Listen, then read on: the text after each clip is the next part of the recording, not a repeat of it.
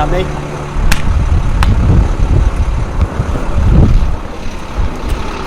Excuse me, you mind if I talk to you about your signs? You mind what your signs say and what they do? Protect us from sign violence, right? Our sign says, Trump, Ryan McConnell, your silence equals violence. And it's about our politicians being silent against action they can take to have gun control in this country and not doing anything about it. All right. So, what's your thoughts of Trump as president in general? How long do you have?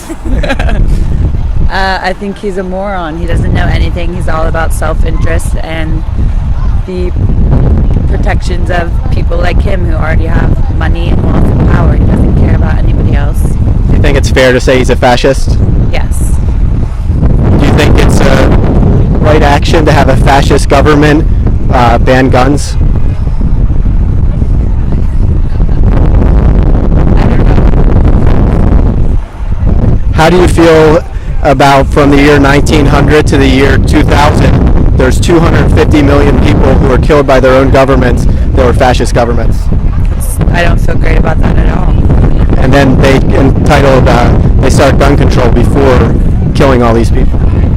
Not good at all. So do you think maybe we should not be out here asking for the government to give legislation? No, I think we should be out here. And then we'll get legislation where only the military has these type of weapons? I do think only the military should have military weapons. A military that's led by a fascist president? I'm not concerned about the military killing us at this point. I'm more concerned about us killing each other.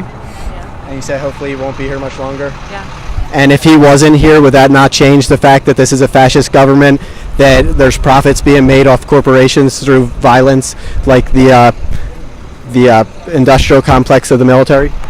I'm sorry, can you repeat that?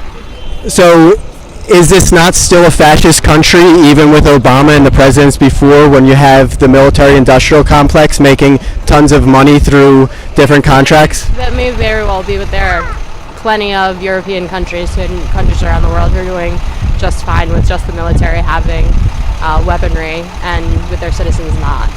So I think we should use them as examples. Because it's already being done in the world in a humanitarian way, which is most important. In a humanitarian way, take away the guns, you're saying?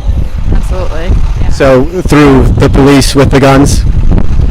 I'm sorry? The police with the guns would be the humanitarian way? There are plenty of nations where police don't use gunfire, guns, arms to police. There are plenty of nations where it's not allowed. Fortunately, we already have the guns out there too. This is a matter of stopping from getting more weapons of military grade into the hands of normal people and mentally ill people and people with bad intentions. Right, over 300 million guns out there. Yes. So with that many guns out there, if you have legislation saying these guns are illegal, it's only going to be the people that don't follow that legislation that have guns at that point. Well, I think we're a little far from that. I mean, you have to start somewhere, you know? You have to start somewhere. Yeah.